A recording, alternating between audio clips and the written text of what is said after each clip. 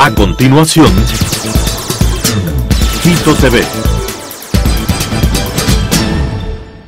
Quito TV, con el arquitecto David López, en Telesucesos, Canal 29.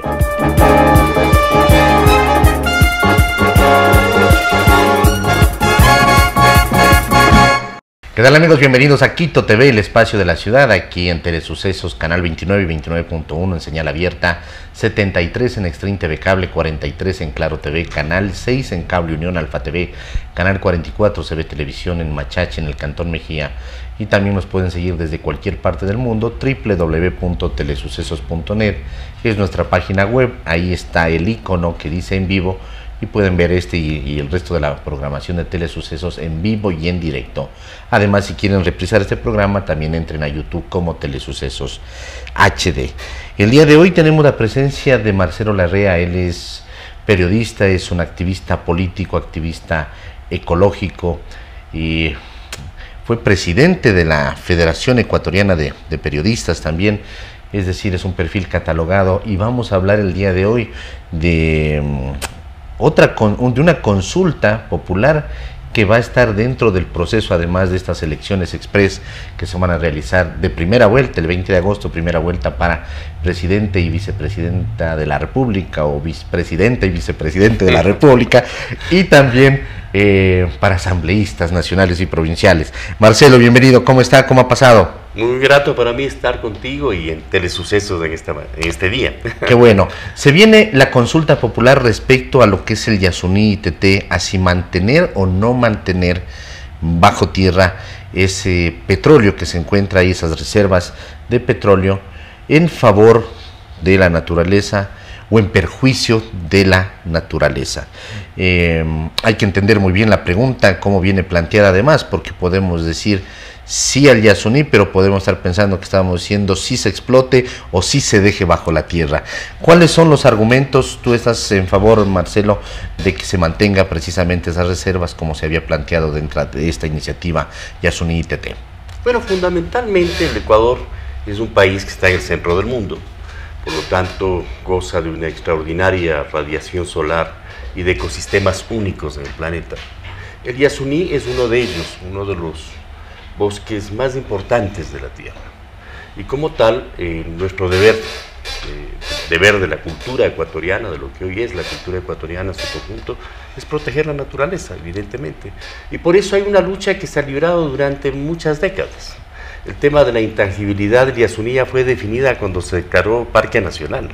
No puede ser posible que mañana digamos que se puede hacer lo que nos dé la gana en Galápagos porque encuentran que ahí hay petróleo o cualquier otra cosa. ¿Se declaró Parque Nacional en qué año? Eso en el año 89, 90. Correcto. ¿No? En consecuencia, lo que hizo el señor Correa en el año 2013 fue habilitar un proceso de explotación petrolera lesivo a la naturaleza, que tiene antecedentes graves. Primero, esta cosa que fue la iniciativa ITT Yasuní, de la cual lo único que quedó positivo es una creciente conciencia sobre la extraordinaria megadiversidad del Yasuní. Y el segundo elemento grave fue que la masacre de los taromenanes en el año 2012, que fue el antecedente de la decisión de explotar el Yasuní en el año 2013. Entonces se asesinó a el 30% de la población de los taromenanes. Ese es un genocidio que todavía permanece en impunidad y que se cometió en el gobierno del señor Correa, sobre la base del exterminio de los taromenanes, una cultura que tiene decenas de miles de años y que es patrimonio de la humanidad entera y por supuesto de todos los ecuatorianos. Se habilitó esta decisión absurda que tomó el señor Correa después de ser electo, inmediatamente después de ser electo en 2013, como castigando a sus electores, que en gran medida lo elegían además porque en la constituyente del 2008 el Ecuador fue un país pionero en el mundo en establecer los derechos de la naturaleza. Decidió la explotación del Yasuní en función de los intereses monetarios. Entonces tenemos aquí dos concepciones que se contraponen radicalmente. La una, el hecho de que la vida debe ser en función del dinero, y la otra de que si el dinero existe, pues el dinero debe ser en función de la vida y no a la inversa. Entonces no podemos destruir nuestra casa natural, nuestro Yasuní, la enorme biodiversidad del Ecuador, en función de determinados recursos económicos. Es más, desde el punto de vista económico inclusive, La explotación petrolera del Yasuní es sumamente lesiva a los equilibrios económicos fundamentales. ¿Por qué? Porque la riqueza del Yasuní, mucho más valiosa que la extracción del petróleo, es su genética. Ya lo dijo el famoso pensador estadounidense Noam Chomsky. Él señaló que la riqueza genética de la Amazonía ecuatoriana y del Yasuní vale infinitas veces más que la explotación petrolera. Claro, no se trata de una explotación mercantil y comercial lo que se requiere en el país, pero si el país requiere posibilidades para generar divisas, ingresos económicos, no dirigidos a los bolsillos de la corrupción pública y privada, sino dirigidos a la satisfacción de las necesidades y al desarrollo de una cultura que corresponda por la maravillosa naturaleza de sus relaciones sociales a la maravillosa naturaleza de nuestra geografía. Implicaría, tienes un montón de posibilidades de distinto orden. En primer lugar, por ejemplo, lo he dicho en alguna que otra entrevista, la cantidad de olores y fragancias que tienen nuestras plantas de Yasuní puede ser la fuente de una extraordinaria industria de perfumería. Un barril de aceites esenciales para perfumería sin duda vale varias decenas de veces más que un barril de petróleo. Sin llegar a devastar. Sin devastar en absoluto, no, simplemente estudiando las especies que hay ahí y reproduciéndolas en cultivos en áreas en las que no se afecta en absoluto la ecología. Pero nosotros gozamos ignorando la enorme riqueza que tenemos. Y sobre la ignorancia de nuestra riqueza es que nos subordinamos a mecanismos que están depredando la naturaleza. Ya nos pasó con el tema del inicio de la explotación petrolera en el 72. Los tetetes desaparecieron. La industria petrolera en el Ecuador es responsable de un genocidio de una nación milenaria, que son los tetetes. Es más, es responsable Texaco Chevron, y está establecido en las sentencias del caso Texaco Chevron en todos los niveles, hasta el último nivel de la Corte Constitucional, que esta explotación depredadora de nuestra Amazonía generó un cáncer de 1,5 millones de hectáreas que sigue creciendo en la Amazonía y que sigue matando gente en la Amazonía todos los meses, como por efecto de la contaminación de los derrames de petróleo. En consecuencia, hay posibilidades extraordinarias para la economía del país que están muy lejos de esta economía extractivista que lesiona a la naturaleza y lesiona la vida de las personas. Ya me he referido a la masacre de las taromenanes. No tenemos ningún derecho de ninguna manera de introducirnos en su espacio vital y empezar a destruir ese espacio vital en función de los dólares que pueden generarse para beneficio de determinados proveedores de la industria petrolera. Incluso en el tema petrolero es profundamente cuestionable el hecho de que no hay solución a la crisis económica. Se ha dicho que la explotación del bloque 43 genera 1.200 millones de dólares anuales de ingresos al fisco. No es cierto, no es cierto, es falso. No, ¿cuánto ingresa? Eso ingresará un 20% cuando mucho, porque hay que pagar los costos de producción, los costos de inversión, los costos operativos, etcétera. Y es un petróleo pesado, ¿no? Cuyo costo de producción es bastante más alto. Si el precio del petróleo ponderado está en $60, por decir algo, el costo de producción de un barril de petróleo en el Yasuní no puede estar por debajo de los $35. Así es. De manera que estamos hablando, y eso sin contar lo que significan las inversiones, etc. En consecuencia, nosotros tenemos un desbalance y una falsa información emitida respecto a este tema. Es cierto que hay problemas en el sector petrolero del país, pero resolvámoslos. ¿Por qué no dejamos de importar los combustibles? ¿Por qué no los producimos nosotros mismos? ¿Por qué no repotenciamos la refinería de Esmeraldas? Eso nos preguntamos toda una vida. País rehén de los importadores de combustibles, de los vendedores de los combustibles que requerimos. Es absolutamente absurdo, completamente absurdo, ¿no? Entonces hay que repotenciar esa refinería y proveernos los combustibles que necesitamos, y eso nos va a generar ahorros de miles de millones de dólares, superiores a los supuestos ingresos que se aducen se perderían si es que se suspende la explotación del petróleo en el Yasuní. Ya hay una explotación en el Yasuní, eso hay que entenderlo, la gente tiene que tenerlo claro, pero así como existe una explotación, ya existe una afectación, es decir, existen ya ríos contaminados, existen ya comunidades nativas de ahí que han sido, digamos, ya abordadas por parte de lo que es la civilización, no digo civilización entre comillas precisamente, y que ya incluso parte de esas comunidades que se encuentran ahí han sido ya prácticamente afectadas, porque también ya han ido cambiando incluso su rutina de vida, sus construcciones, tienen ya el tema de la basura que por ejemplo ellos antes no tenían. Es decir, ya existe una explotación, pero ya existe una afectación, es decir, ya es palpable lo que sucede y lo que puede seguir sucediendo. Y son consecuencias gravísimas, las empezamos a sentir antes de que se inicie la explotación, cuando hubo la masacre de los taromenales en el año 2012. Insisto, se mantiene en impunidad y es inadmisible que se mantenga en impunidad un genocidio de esa naturaleza. Luego tenemos estos procesos de transculturización. No hemos desarrollado la capacidad para comprender los extraordinarios conocimientos que tienen estas culturas, estos pueblos y nacionalidades de nuestra Amazonía. Yo he visitado la Amazonía ecuatoriana y me he deleitado cómo los pueblos originarios conversan con la naturaleza, conversan con las plantas, conversan con los animales, reciben información de los animales y de las plantas permanentemente.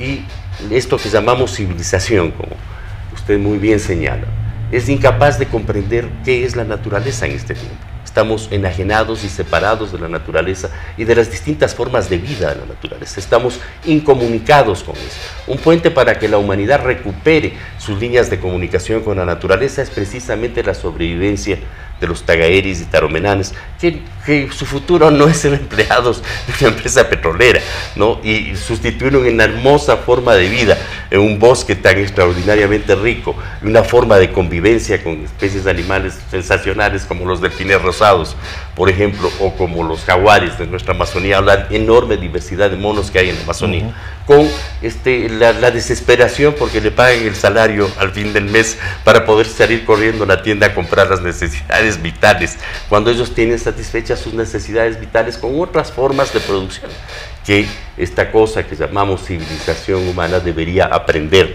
para poder rehumanizarse realmente y superar todos estos esquemas perversos que han terminado transformándole al ser humano no en un ser creativo y sensible, sino en una cosa. Así es. Hay un tema que mucho se habla también, y es que podemos dejar, digamos, el petróleo, digamos, bajo tierra a cambio de los llamados bonos verdes. ¿Qué tan conveniente es este tema de los bonos verdes, así como los bonos azules, que es lo que pasó en Galápagos, ¿no? Porque también esto se hace ver como que fuera la panacea. ¿Es tan así?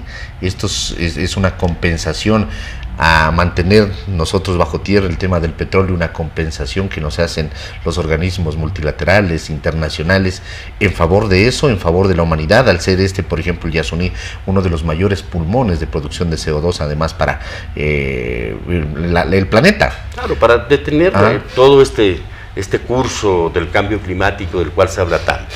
Evidentemente, si queremos luchar contra el cambio climático seriamente, debe protegerse el Yasuní. Y esa es una responsabilidad que la ha asumido la humanidad. O sea, el Banco Mundial tiene decenas de miles de millones de dólares para proteger supuestamente al planeta Tierra de los efectos de invernadero y contener los gases de invernadero que tanto daño generan al planeta. Es decir, podemos obtener eso. Claro, o sea, porque el gobierno del Ecuador no solicita al Banco Mundial un acuerdo para que el Banco Mundial pague todo el extraordinario trabajo de protección del clima que genera el Yasuní, por supuesto. Esos bonos, esos fondos, ¿a dónde tienen que ir? Esos fondos deberían ir precisamente al desarrollo, no al desarrollo, al cultivo de nuestra economía, porque este concepto de desarrollo es un concepto bastante perverso, ¿no? Hay que cultivar la economía en función de lo que es la economía, que es el bienestar de la casa, ¿no?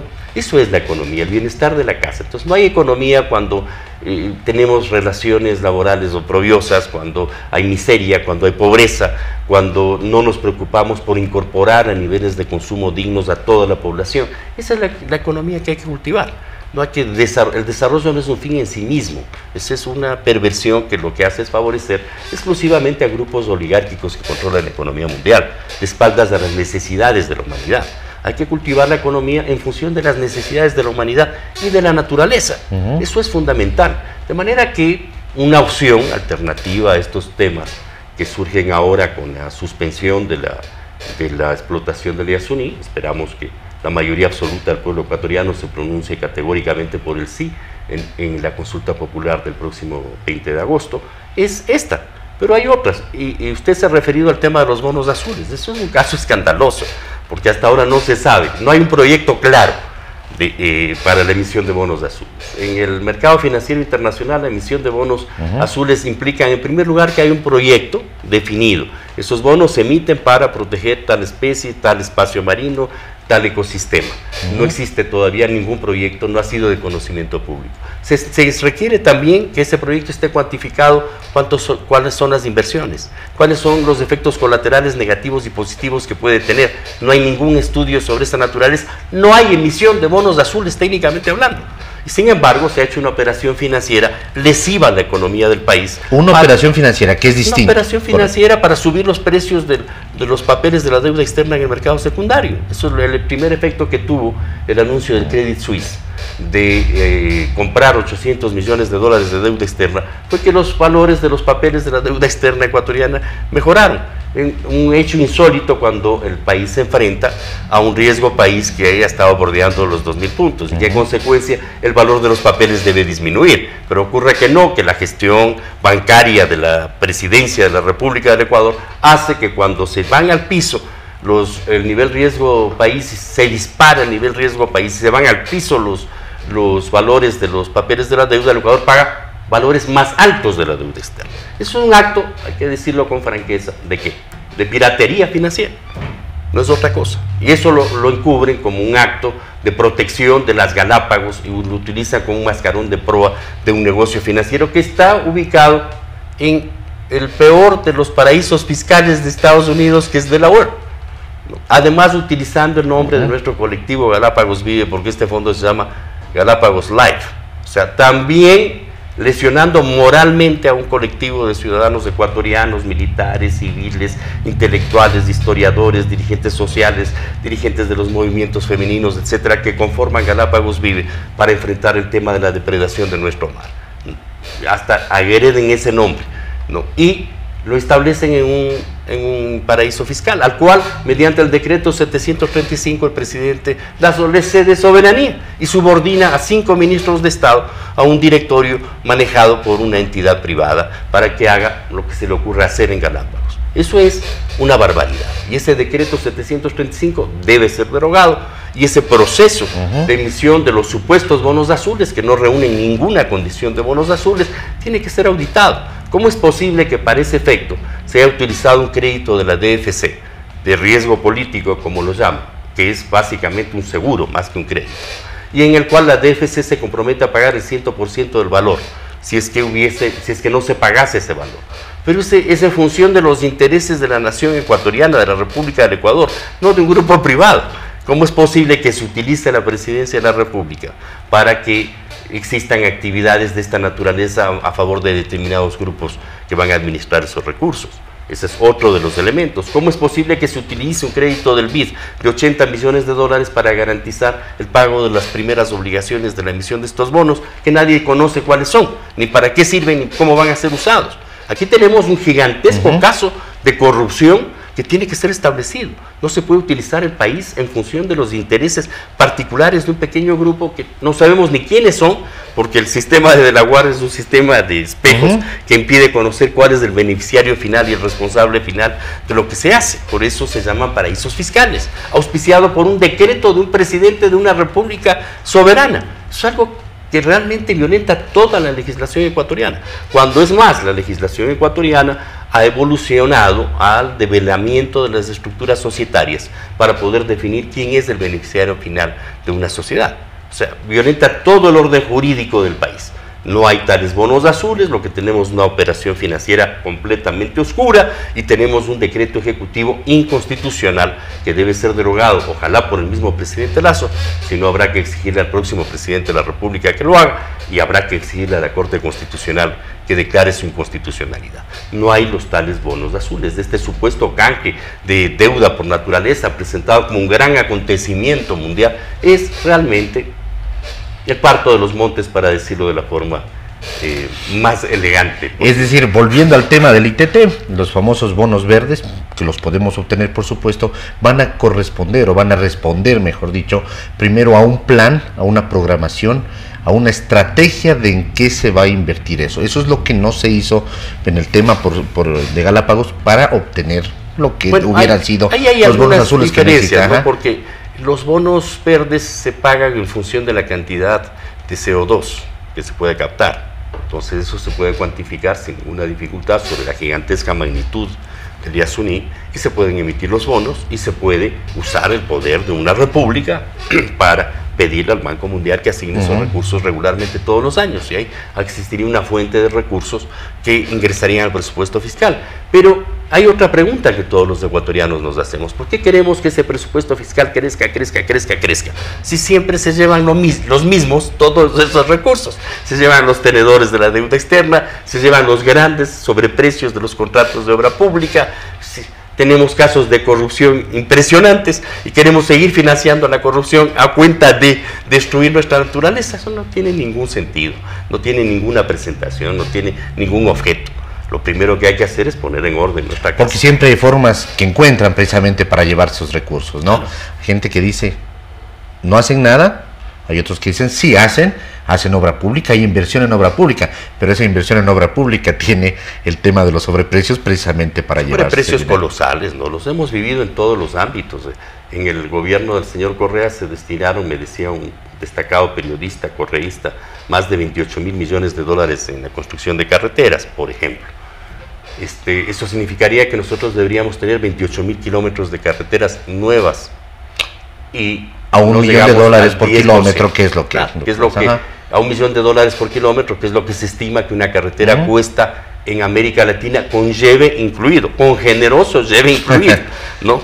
Pero no llegamos ni al 10%, no tenemos 2.800 kilómetros de carreteras.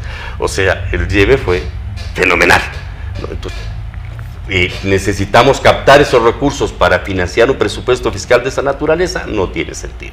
Necesitamos captar esos recursos para pagar los bonos de la deuda externa que benefician a determinados grupos financieros, tampoco tiene sentido.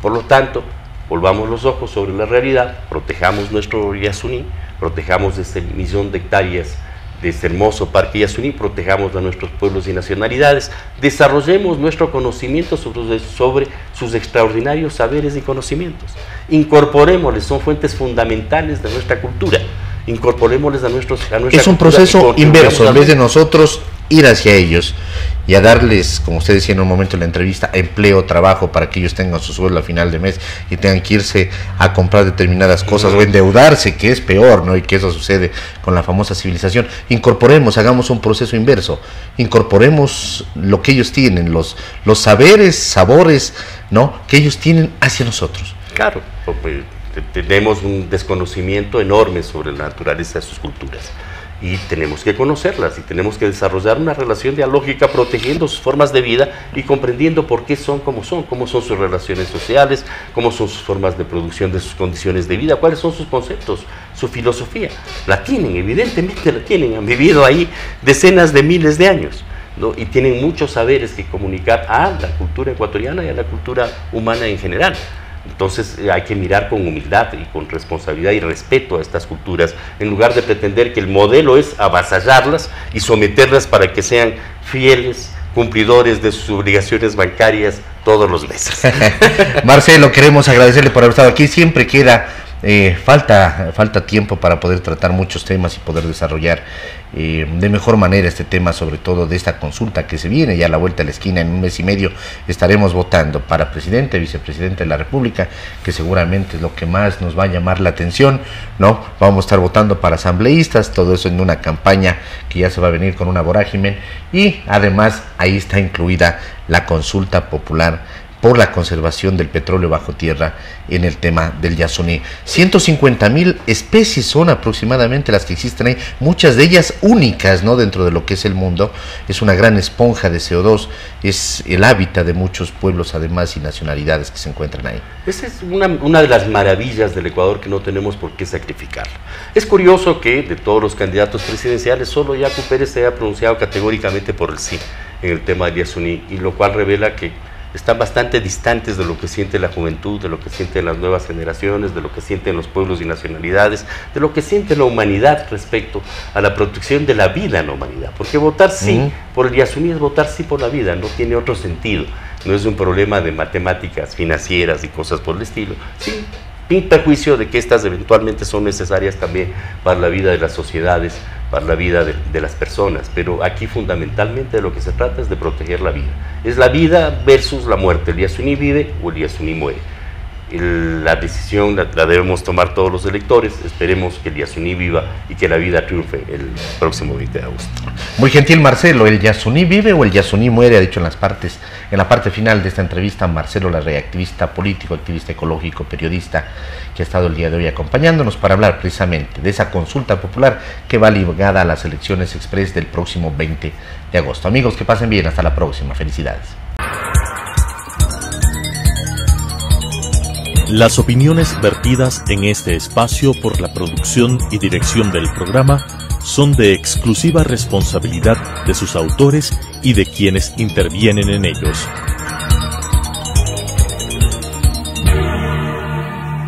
Quito TV, con el arquitecto David López, en Telesucesos, Canal 29.